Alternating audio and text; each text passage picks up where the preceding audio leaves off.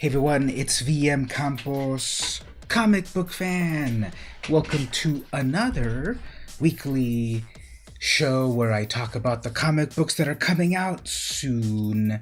This is the series where I focus on looking at the new comics that are coming out with an issue number 1 to jump on board a series and such. So I'm going to pull up Previews World where we can look at all of the comics that I've got picked out.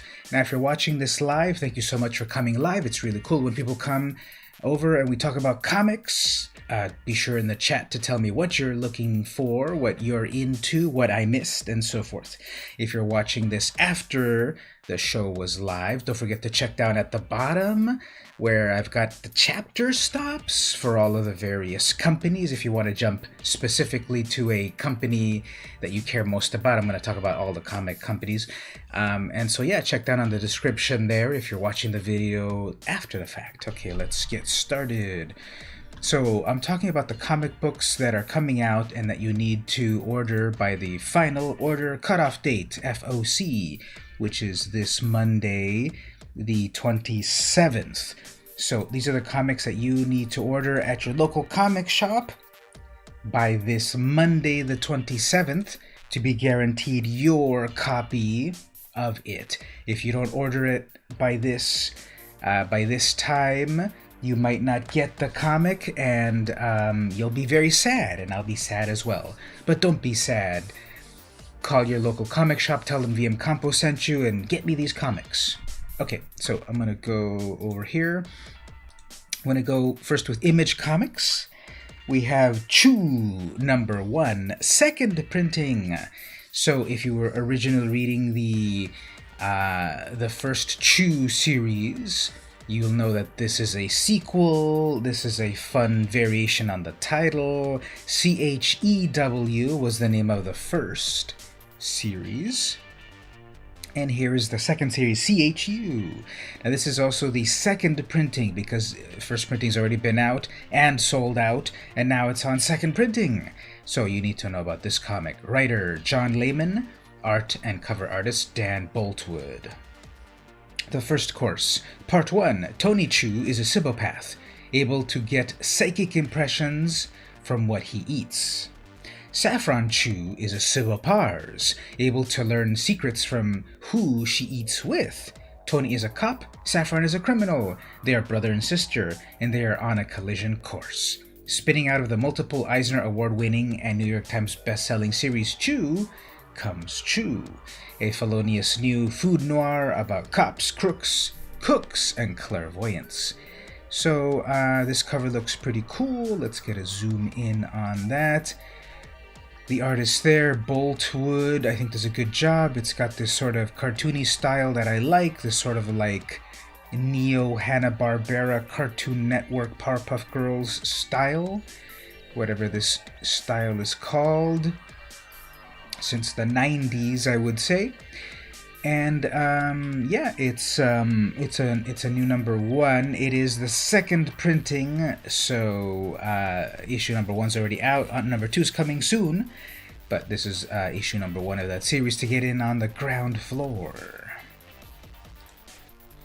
Next up, is YouTube gonna shut me down for saying the name of this comic book? The Goddamned Virgin Brides number 1, second printing as well. So another number 1 that's coming out that already sold out, that is going to the second printing. This is a sequel to the original GD comic from a few years ago, which I thought was very interesting, very violent, taking place after the fall of Eden, and all of its biblical connotations. Okay, so this is number 1 of 5, second printing. Jason Aaron is the writer, back on that writing task from part 1. And then art and cover art by R.M. Guerra. New story arc.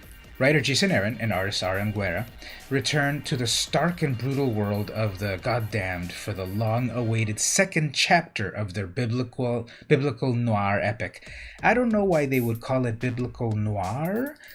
I don't think the word noir fits it at all. If if this second one is more biblical, if this second volume story arc is more noir, okay, cool. But the original one was not noir at all. Film noir is about a dark storyline, literally, with cops and robbers and detectives and intrigue and that sort of thing. And I didn't think the first one was noir. So if this one is noir, okay. Furthermore, Genesis 6:4, the sons of God came in unto the daughters of women, and they bore children to them. In the time before the great flood, the world of man is a place of wanton violence and unbridled depravity. But hidden high atop a mountain, there is a very different sort of world, one without men. Here the holy sisters at a secret nunnery live in paradise, a new Eden, rearing their flock of orphaned girls to embrace their future as blessed brides of the sons of God. But when Shari and Jael, two girls on the cusp of flowering, uncover what it truly means to become a bride, they realize there's only one way to escape the bonds of matrimony: run like hell. So if this is anything like the first volume, this is an extremely violent, disturbing comic set in biblical times. Now, if you don't know the mythologies and stories of this religion, then you might be a little bit out of it and such. But I think the first volume did a good job, even if you weren't religious in that way, to explain this world and the horror that it is. And here's the continuation of that story, Virgin Brides, Part 1 of 5. And I also see another credit there, Willa Brusco, right there. So yeah, this is a second printing, alternate cover. Get in on the ground floor on this one. Coming very soon. You got to order this by the final order cutoff date this Monday. Moving over to Dark Horse, there really wasn't very much in Dark Horse to pick. I've noticed. I don't know what's going on with Dark Horse. It's been several weeks, especially after the pandemic. We're in the pandemic. After the shutdown, the initial shutdown throughout the U.S., that they haven't really been publishing many things in the previews world. So I don't know what's going on with them. So I didn't really choose very many for Dark Horse. I picked Rick and Morty Character Guide. This is by Albro Lundi, writer and artist as well. So if this cover art is Lundri's art, I would say it's very on model compared to the TV show. Sometimes the comics the art is a little off model, which is not bad. It's just noticeable because obviously everything on the show is very on model. In an interdimensional reality as crazy and wild as Rick and Morty's, it can be hard to keep all of the characters straight. Now you don't have to use any more of your precious brain space to do it. Learn all about your favorite and not so favorite characters from around the multiverse.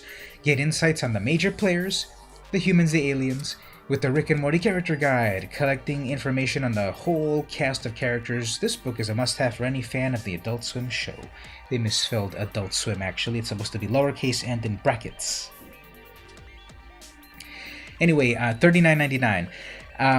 Oni Press has been the publisher that has been publishing Rick and Morty comics for the last several years, since 2017, I believe. To my knowledge, I thought they lost the license recently with the final issue of Rick and Morty number 60, but they've also recently published Rick and Morty Go to Hell, so I don't know what's up with their full license. And here we have Dark Horse publishing one of these huge compendiums. I've got one over here about Zelda. I've got two about Zelda, actually, that Dark Horse publishes. So it looks like they license like the big compendium books from these publishers. So that's what I picked for Dark Horse. There really isn't anything that's coming out. It's just this big old character guide, $40, probably like 200 pages or something. If you love Rick and Morty, you gotta get this. Next we go over to IDW Publishing, Voyage to the Stars number 1 of 4. There's a few variant covers on this one. If you go look over here, we've also got this, no wait, that's the one I'm showing. We've also got, where's the variant covers? I know that there were a few variant covers, but anyway, this is obviously the Goonies movie poster homage. Written by James Asmus, art by Connie Didone, and this variant cover by Freddie Williams II. The hit sci-fi comedy podcast starring Colton Dunn, Felicia Day, Janet Varney, Christian Vagness, and Steve Berg crashes into comics. Earth is gone. Only one intrepid crew of misfits managed to escape, now determined and ambiguously destined to stop a growing ancient evil from consuming the universe. Though stopping it may be tricky, as our heroes can't help but destroy just about every planet and species they come across. Kinda debatable who's the bigger threat. So, is this the first podcast that has become a comic book? And with a pedigree of Harvey Award nominee James Asmus, this is pretty cool. So it's $3.99, regular comic book size, IDW, really fun cover. Interior art is different from this cover art, but it seems pretty cool. Nonetheless, let's look at it like this. I know that I saw these other variant covers. Where did it go? Over here. Oh, here it is. Yeah, so here's the other variant cover on that. This is the Connie Didone cover. This is what the interior art looks like. I like this cover art as well. I like the other one a little bit better. This little Goonies homage. But this is the interior artist, cover artist, same thing. So I like this style. Pretty cool. I'm not sure, but did this person also work on the Marvel Rising Squirrel Girl Miss Marvel series, or Marvel Rising Alpha and that sort of thing? It reminds me of that sort of cover art there. I like it. And the this one I like a little bit better. Let's get a zoom in close up on that. Pretty cool. Very detailed cover art right here. Interiors are not this art, and if it was this detailed every single month, I'm sure the series would be late every month. Okay, let's look at IDW.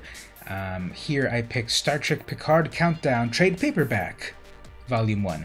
Usually I am picking issue number 1s in the single issues, aka the floppies, but I wanted to pick this one. People love Picard, Patrick Stewart, and so here is the trade paperback that collects the first comics.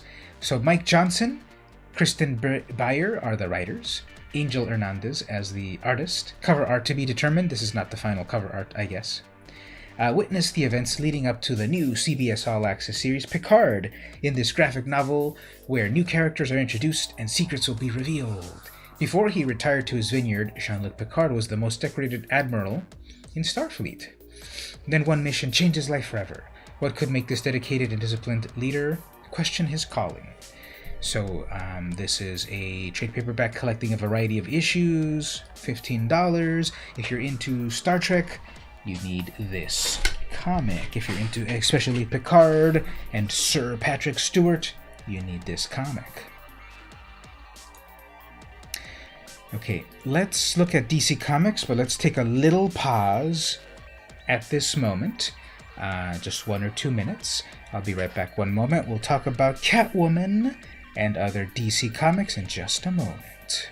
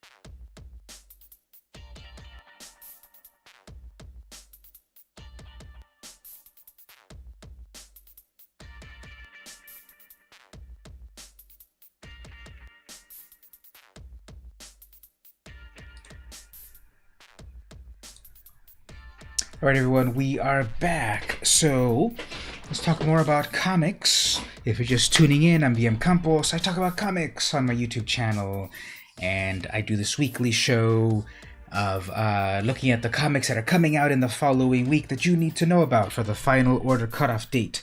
These are the comics that you need to order at your local comic shop if you want your guaranteed copy when the book debuts.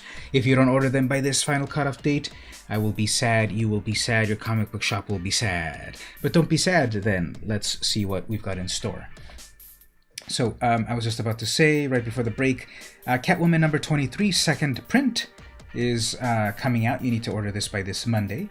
Even Catwoman Needs a Break from the City Sometimes, featuring a story by Eisner Award winner Sean Murphy, and the DC debut of co-writer Blake Northcott, previously worked on Vampirella, join Catwoman on this two-part story as she leaves for the jungle to blow off some steam in the best way she knows how, stealing the world's largest diamond from an annual super-secret supervillain auction, of course.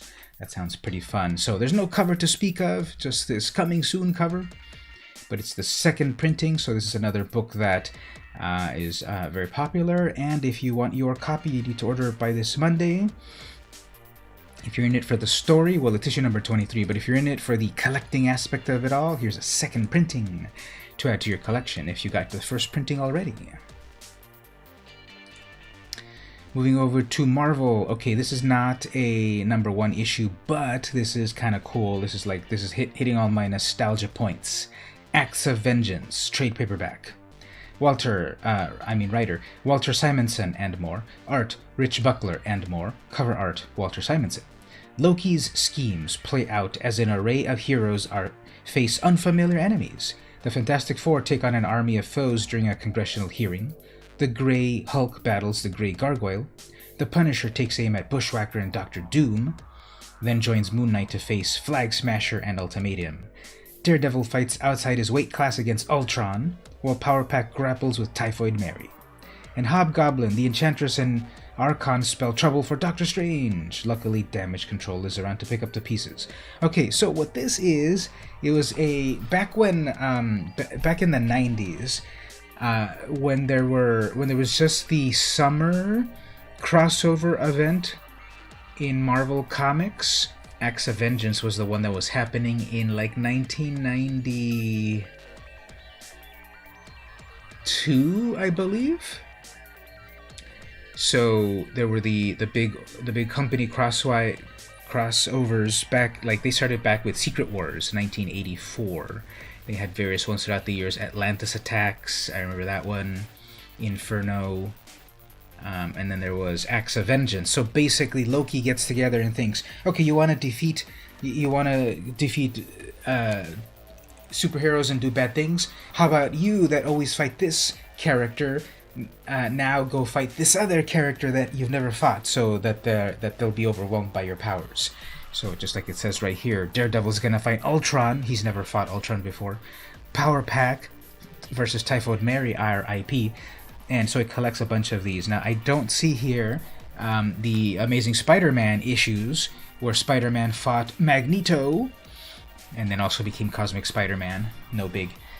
So yeah, this is $44.99, and it collects a bunch of series. Fantastic Four, Incredible Hulk, Punisher, Moon Knight, Daredevil, Power Pack, Damage Control, and material from Doctor Strange, Sorcerer Supreme, 11 to 13. So I'm putting this one out to you. Classic characters battling those that they're not used to battling. And this is some good old 90s crossovers. Okay, here is a few number ones. Lords of Empire, Swordsman, number 1. Alex Packnadel, writer. Artist Thomas Nachlik, and cover art here by Rod Rice. The Swordsman has been resurrected, but there are more secrets than what lies beyond the grave. Join Swordsman and his son Koi as they embark on a journey of discovery here on Earth, one they can't walk back from. So this is a new number 1. This is tying into the whole Empire storyline. We've got a story with the Swordsman and his son. Very cool cover right there. There are a few variant covers out there. This is the one that I like. It's a new number 1 tying into the current big plot line coming out from Marvel. Maestro, #1 of 5, written by Peter David, art by Herman Peralta, Dale Keown as well, and cover art Joe Bennett. There's also a bunch of varied covers for this one. The story you've been waiting decades for, the origin of Maestro. Almost 30 years after the landmark story Future Imperfect, legendary Incredible Hulk scribe Peter David returns to the far future version of the Hulk known as Maestro, the master of what remains of the world. With astounding art from Hulk veteran Dale Keown and up-and-comer Herman Peralta, Maestro will answer questions that have haunted Hulk fans for years and inspire some new ones. How did the world fall and the Maestro rise? What happened to the world's heroes in between? And where is the Hulk we know and love? Find out here. So yeah, back in the 90s, there was a storyline called Future Imperfect where we saw the future where the Hulk is a long-lived character where he becomes smarter and smarter than Bruce Banner, but then becomes evil, basically. And here we have like a sequel to that. So it's fascinating that we take a story from 30 years ago, make a sequel of it now, but tying into other things that are happening now in the Marvel Universe. Oh, comics, you are amazing. So yeah, new issue #1 of 5, sort of a prequel to that Future Imperfect, it sounds like. And that's what's coming out here very soon. Spider-Man #1 Facsimile Edition, written by Todd McFarlane, art and cover art by Todd McFarlane. So I love these facsimile editions that have all the original ads and everything. Now, what is different is that they remove the cover price right there. I don't know if that's the final art. They also put a much more obvious Marvel in the corner. It already has Marvel Comics on the top left, so what are you talking about? Celebrating the 30th anniversary of Spider-Man #1. Now, how is it possible that this comic is 30 years old? It came out in 1990. That's not 30 years ago. In 1990, superstar Amazing Spider-Man artist Todd McFarlane wanted to stretch his creative muscles as a writer, and the result was a brand new Spider-Man book that needed no superlative. Because of course we had Amazing Spider-Man, 1963, Spectacular Spider-Man, 1976, 79 or so, Web of Spider-Man, 1984, and then Spider-Man, 1990, which eventually became Peter Parker Spider-Man in like 1997 or 8 or so, after the Clone Saga debacle. Anyway, boasting one of the most famous comic book covers ever drawn, true fact, the record-breaking true fact as well. It sold to like 2.5 million copies. Very few comics ever have sold that many. This record-breaking first issue sold over 2 million copies. And inside, McFarlane's Spider-Man looked more extraordinary than ever. But why has Spidey's classic foe, the Lizard, begun a brutal killing spree? As the pounding drums spell doom, the torment is only beginning for Spider-Man and Dr. Kurt Connors. It's one of the all-time great Marvel comic books, boldly represented in its original form, ads and all. Reprint Spider-Man #1 1990, rated T for teen. Yeah, classic cover right there. I've got my own copies of them right over there. I've got every single copy. And so I need this one to complete the collection. So I have the direct edition green cover, I've got the silver cover, I've got the poly-bagged newsstand cover, I've got all the covers. Except the platinum edition, since it's like $100 or something on eBay, and the Walmart edition, the Walmart second print gold UPC cover. That one is super rare and valuable. That's like, I've seen the cheapest copy on eBay at the moment for $400, and it's pretty beat up. And then I've seen it for $1,000 CGC rated and such. So can't quite get those at the moment, but I will get this facsimile edition to add to the collection. Just like facsimile Amazing Spider-Man 300. Well, it wasn't facsimile, it was the Amazing Spider-Man 300 3D edition is getting up there in price. So this is $3.99. Oh, it's only $3.99. A lot of these facsimile ones are a little bit pricier for some reason. Anyway, that one's coming out soon. First, all new collector's item issue, The Legend of the Arachnite. So this was an homage somewhat over to the Dark Knight Returns, I think. But anyway, this has been parodied throughout the decades. Lastly, on Marvel, we've got Venom 25, third printing, Mark Bagley variant cover. So a big ol' like double-sized issue 25, you know, Venom Island storyline culminating, and we've got Donny Cates as writer, Mark Bagley as artist, cover artist Ryan Stegman. Now, this is funny, it says third printing Bagley variant, but this seems to say that this is a Stegman cover. Now that might not be the final cover art, but this is the freaking dinosaur, is that devil dinosaur possessed by the Venom symbiote versus Carnage. Might people say that Carnage is more famous than Venom at the moment? Not sure. But anyway, that's a third printing right there, so that's more for the collectors. You're going to be totally lost if you jump into issue number 5, but if you want this for your collection, third printing variant. Moving over to Dynamite. Nothing really issue number 1 happening at all at Dynamite. It's just all of their ongoing series. I'm just going to pick one. Red Sonja number 18. Cosplay cover. Written by Mark Russell. Artist, interior artist Bob Q. Cosplay cover. A children's crusade. Hyrcania's food stores are empty. The king of Kitai has the ability to save them, but he will not. But what he has not considered is that to save her people, Sonja, the Red, will do anything. Year 2 continues by Mark Russell and Bob Q. So, amazing cosplay cover. Was this really photographed in the Arctic somewhere? This looks realistic. I don't think this is a green screen or Photoshop or whatever. We've got Red Sonja, amazing cover. Amazing cosplay, perfectly recreates the classic chainmail armor, the gloves, the boots, everything. Red hair as well and such.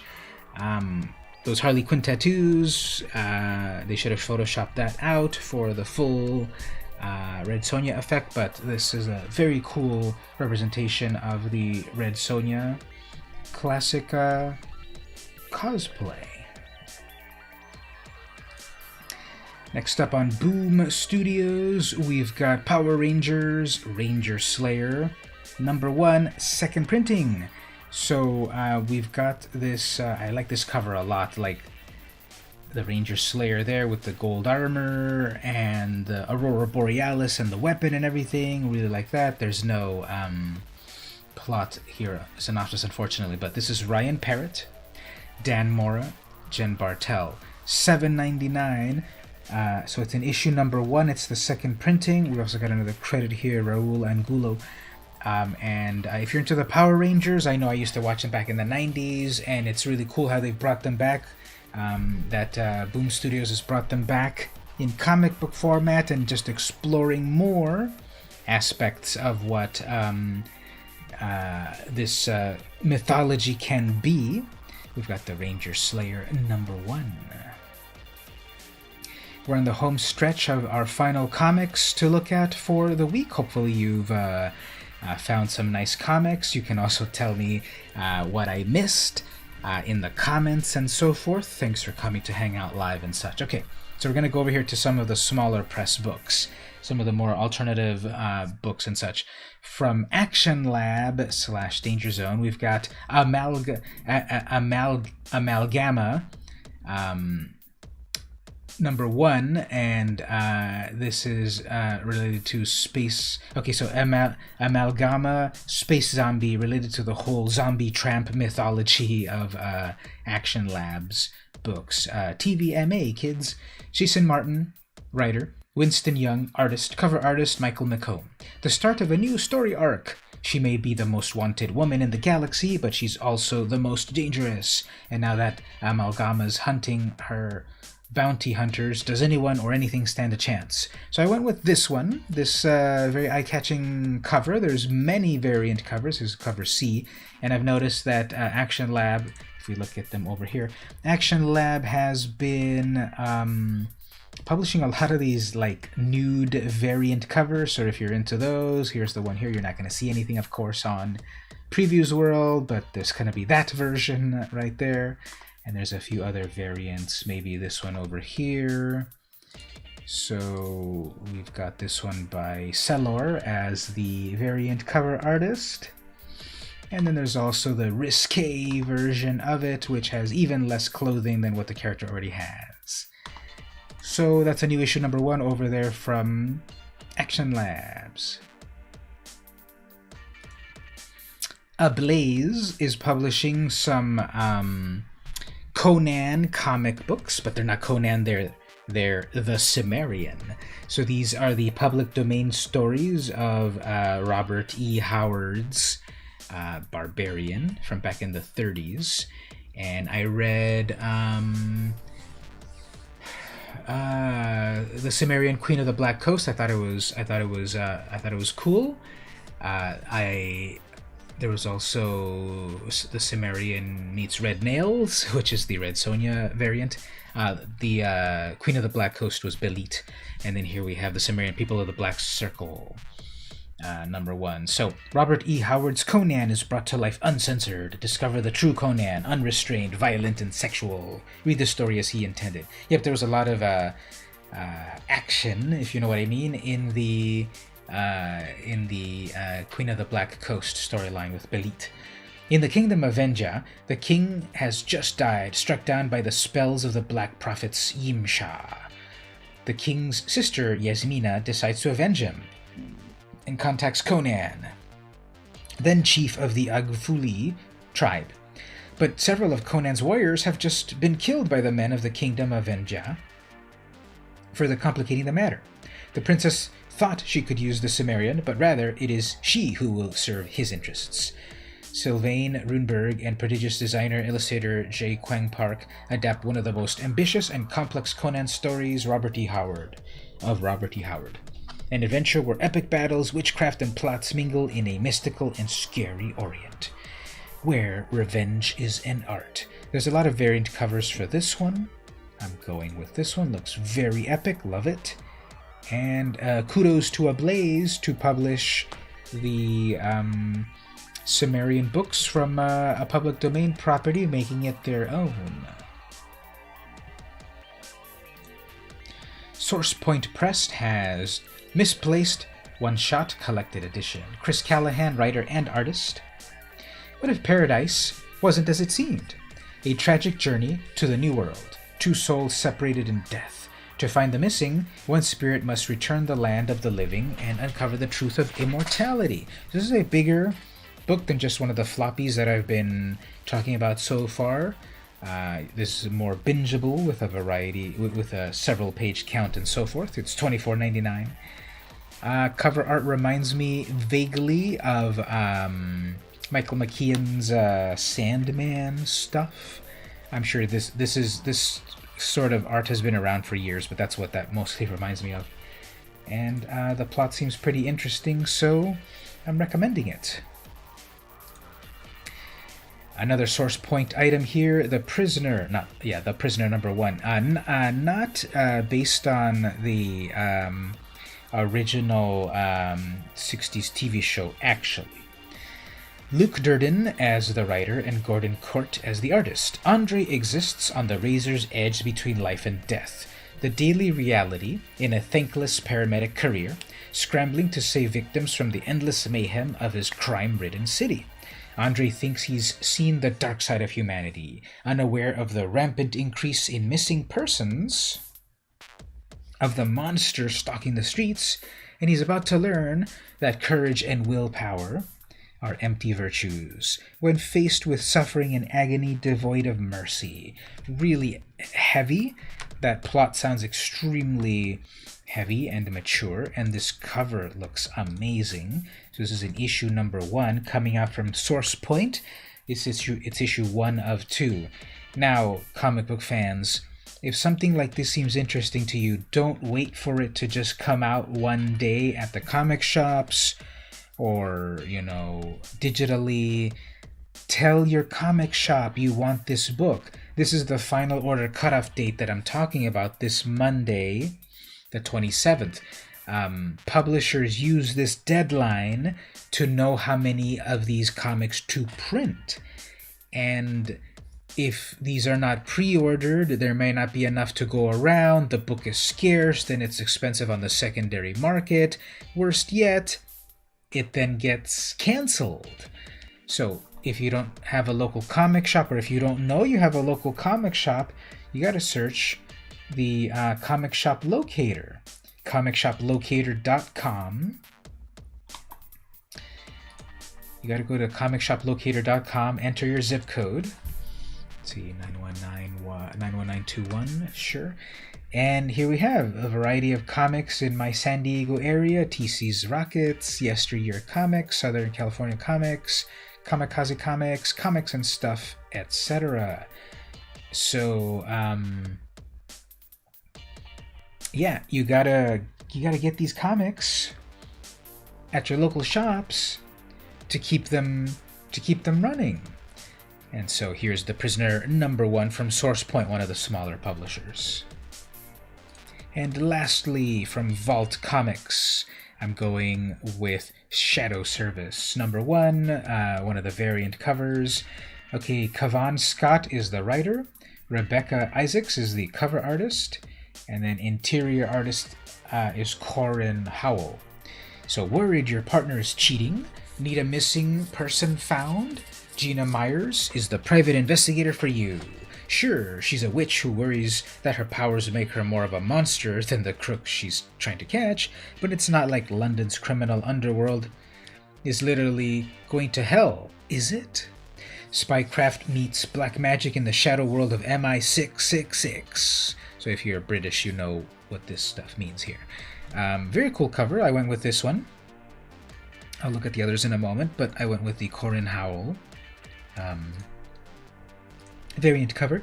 It's this classic, I'm sure this is an homage, but it's this classic like character looking at the villain or whatever, but you see from behind the character through the legs. This has come out in a variety of comics throughout the years, subverted in that it is two female characters. This cover looks amazing. I love these crows. I love these colors, these purples and blues, and the contrast of the red tones with the cool tones. And then like these stockings, I love these stockings. I want these stockings, these skull stockings, really high heels. This is an amazing cover. And there were other ones also. Let's see, there were some other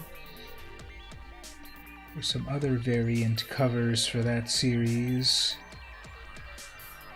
Oh, here we go. So here is the other variant covers. Here is the Tim Daniel, Nathan Gooden, much more realistic style. So the interior art is this style here, this cartoony style that I like. But this variant cover #1, the regular cover, is this realistic style. So I don't want to say false advertising, but they should stay with cover art that is a little bit more like the interior art than going for this, because I think people are going to be disappointed. This is a beautiful cover, but I just wish that when we talk about when we have a comic book that has interior art that is cartoony and you do like realistic art, I think people are going to be disappointed, unfortunately. The other variant cover is cover C. There's cover B. Oh, actually, I misspoke. Here's cover A. That was cover B. Here's cover A. This is by Triona Farrell. So yeah, this is more in that cartoony style. So okay, I take it all back. So in this cartoony style, it's still a variation of what the interior art is, which is kind of interesting that the interior artist is a variant cover C instead of the regular cover A. But I think this still does a good job of representing what the interior art is. So yeah. Okay, well, that's the show. That's the comic books that you need to know about for the final order cutoff date this Monday, the 27th. We talked about a lot of comic books, a focus on new issue number ones, a couple of trade paperbacks here and there, a couple of interesting things that might be for collectors and such. So, what do you think? Love to hear your feedback down on the comments section. What did I miss? What are you interested in? What should I pay attention to next time? That's the show. This has been Talk Comic Book Picks with VM Campos, issue number 1 edition. I gotta think of a better title for my for this series. It used to be Top Comic Book Picks with like just kind of random comics. Then it focused on the final order cutoff date comics to provide a service for you about the comics that are coming out. And now the series is going to segue a little bit more into like issue number 1s. So do you have like thoughts on what I should title this series? It's still going to be live every Saturday morning, 11:30 a.m. Pacific time. If you're able to come live, I would love that. But this is probably going to be retitled a little bit. The same sort of idea, but retitled very soon. This has been VM Campos. Thank you so much. I'll see you next week, and I'll see you in the comic shops.